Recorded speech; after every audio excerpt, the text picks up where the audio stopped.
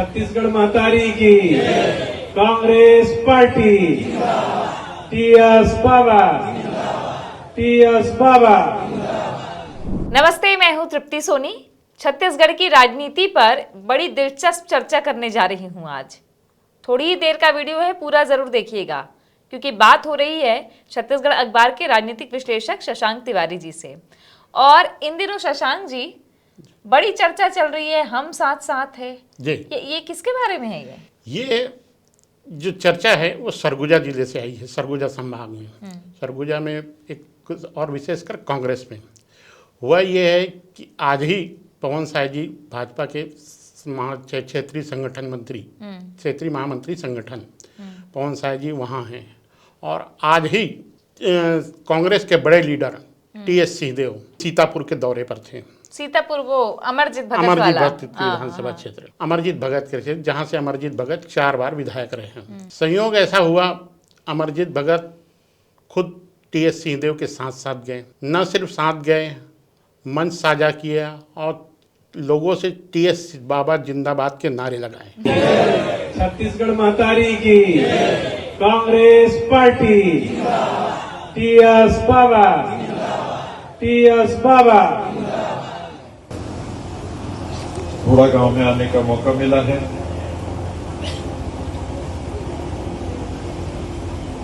तीस 40 साल पहले तेंदुपत्ता का काम लिए थे तो समय खूब घूमे थे यहाँ।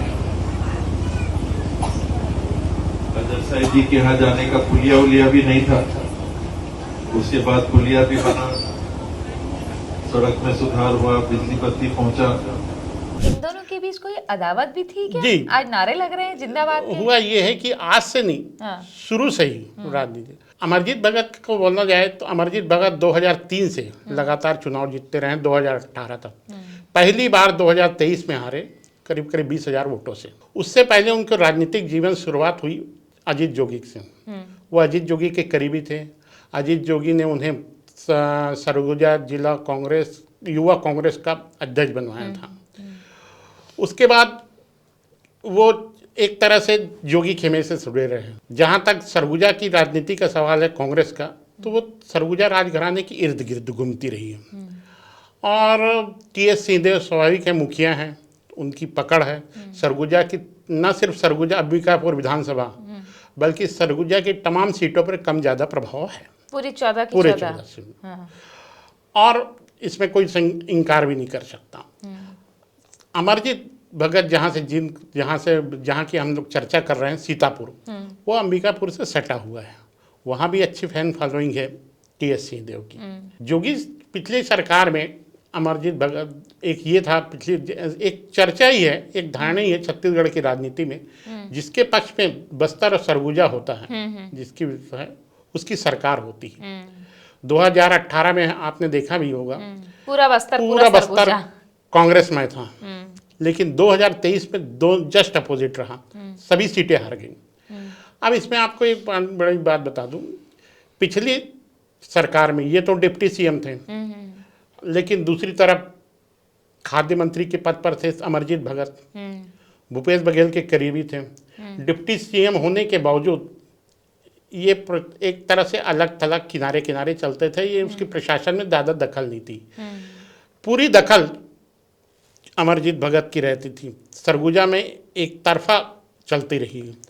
एक हद तक आपको बता दूं, दोनों के बीच व्यक्तिगत तौर पे आमने सामने कभी विवाद जैसी स्थिति नहीं आई, लेकिन एक दूसरे के समर्थक हमेशा तनातनी रही।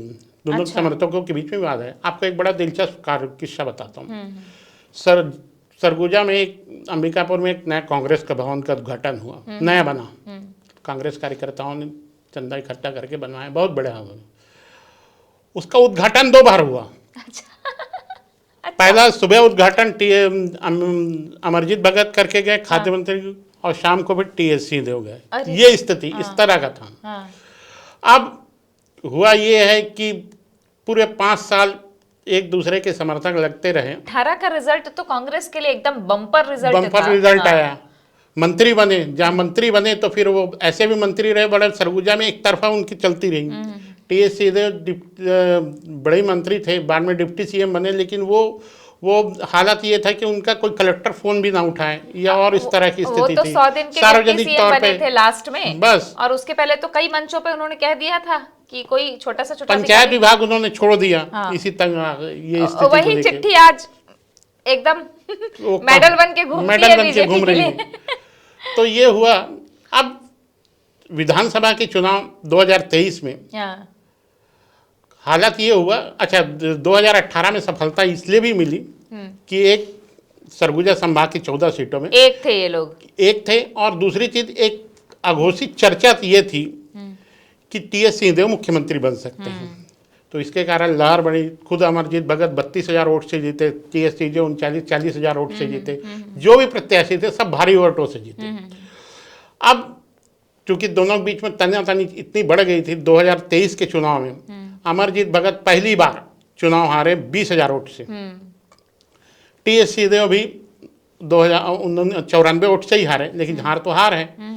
अब हार 2.5 साल बच गए हैं। अब जब तक एक इसमें आप एक चीज और आपको याद है सरगुजा के कुछ विधायक एकजुट हुए थे बाबा के खिलाफ? जी हाँ। उसमें उसमें अमरजीत भी थे क्या? नहीं, उसमें अमरजीत भगत ऐसे नहीं थे। अमरजीत भगत भूपेश बघेल को 2.5 साल का जब एपिसोड चला तो अमरजीत भगत खुल के टीएस सिंहदेव के भूपेश बघेल के साथ थे। अच्छा।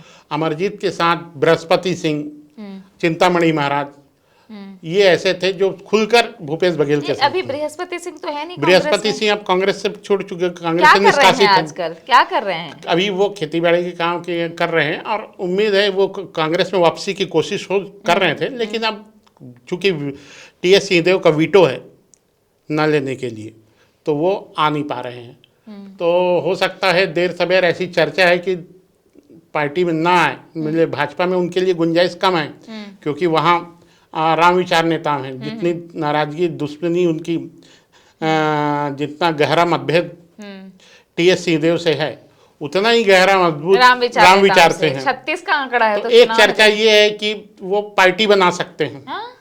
बृहस्पति सिंह? बृहस्पति सिंह, मेरी चर्चा भी हुई उनको, उनसे बात हुई तो बोले अभी कुछ नहीं, अभी कुछ 4 महीने कुछ नहीं कर रहा हूँ। हाँ। 4 महीने बाद वो इस बारे में कोई फैसला लेंगे। लेकिन उन्होंने एक बात साफ कही कि वो विधानसभा का चुनाव जरूर लड़ेंगे। अच्छा, भले निर्दलीय लड़े, चाहे कैसे भी, या कैसे भी पार्टी हो। बन कर। अच्छा, ये पार्टी वाली बात ये बाबा और अमरजीत भगत से घूमते घूमते बात यहाँ आ रही है बृहस्पति सिंह पर कि बृहस्पति सिंह अगर पार्टी बनाते हैं सर, तो सरगुजा में कितना प्रभाव डाल पाएंगे? देखिए, कहीं प्रभाव डाले या ना डाले, आप समझिए। मैं बृहस्पति सिंह के बारे में बता दूं। बृहस्पति खैरवार जनजाति है, उससे आते हैं और उस इलाके के सबसे बड़े नेता हैं खैरवार जनजाति वर्ग में, उसमें खैरवार जनजाति। तो बहुत ज़्यादा प्रभाव ना भी डालें तो वो उनका न्यूसेंस वैल्यू है। एक दूसरी चीज़, वो रामानुजगंज बलरामपुर में तो प्रभाव डालेंगे जहाँ उनके जनजाति वर्ग, मतलब खैरवार जनजातियों की संख्या अच्छी खासी है। तो ये तो बात की बात है। अच्छा, जुझारू हैं, इसमें कहीं कोई शक नहीं, मेहनती हैं, कार्यकर्ताओं को जोड़ के रखते हैं। तो वो निश्चित रूप से अकेला अगर निर्दलीय या कहीं और से लड़ते हैं तो वो नुकसान पहुंचाने की स्थिति में रहेंगे। मैंने ये भी सुना है शशांक जी कि अभी जो टीएस बाबा दौरे कर रहे हैं पूरे प्रदेश भर में जी, उनको शायद कांग्रेस में समर्थन चाहिए पीसीसी चीफ बनने के लिए, तो ये अमरजीत भगत का साथ आना संकेत है क्या? नहीं, देखिए, सिर्फ वही बात नहीं है। असल बात यह है कि अमरजीत भगत को अपना विधानसभा भी देखना है। वो अपने क्षेत्र में चूंकि पिछले 24 साल से, मतलब 2018 तक वो अच्छे वोटों से जीतते रहे। शुरुआत में 2008 में बस कम वोटों से जीते थे, 1600 वगैरह से, बाकी लीड उनकी अच्छी रही। लेकिन अब 2.5 साल बाद चुनाव होने हैं, उन्हें क्षेत्र मजबूत करना है, वो लगातार दौरा कर रहे हैं। अगर टीएस सिंहदेव का समर्थन रहेगा, तेजस के साथ मिलकर चलेंगे, तो उनकी स्थिति काफी मजबूत हो सकती है। तो टीएस बाबा चुनाव हार चुके हैं, पूर्व डिप्टी सीएम हैं, अभी कोई पद नहीं है। पद रहेगा तो ना प्रभाव रहेगा। नहीं, पद नहीं भी है तो भी टीएस सरगुजा राजघराने का अपना एक प्रभाव है।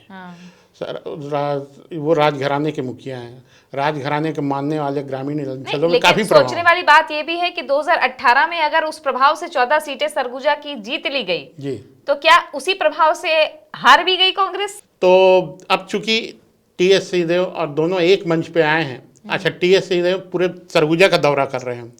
जब इनके क्षेत्र में गए तो इन्होंने बड़ा स्वागत किया, जैसे अपन चर्चा की। रात को वो मैनपाट में रुके थे और काफ़ी लोग, प्रमुख नेताओं के घर घर गए। अमरजीत भगत साथ में थे ही, और वो पूरे संभाग का दौरा कर रहे हैं।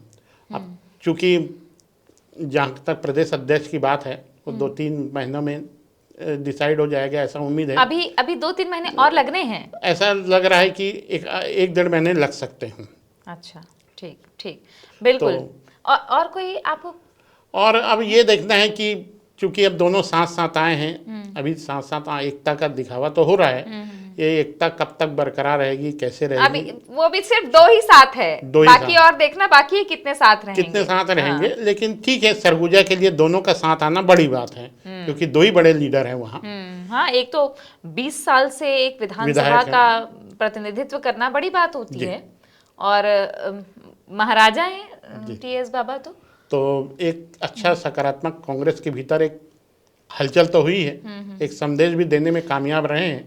अब देखना ये आगे कब तक और कितना इसको टेम्पो कायम रखता होते हैं, बरकरार रह पाते हैं उत्साह को। फिर कोई हलचल होगी तो आपसे फिर बात करूंगी सर। बहुत बहुत शुक्रिया आपका। तो आपको ये विश्लेषण कैसा लगा? आपने क्या सोचा?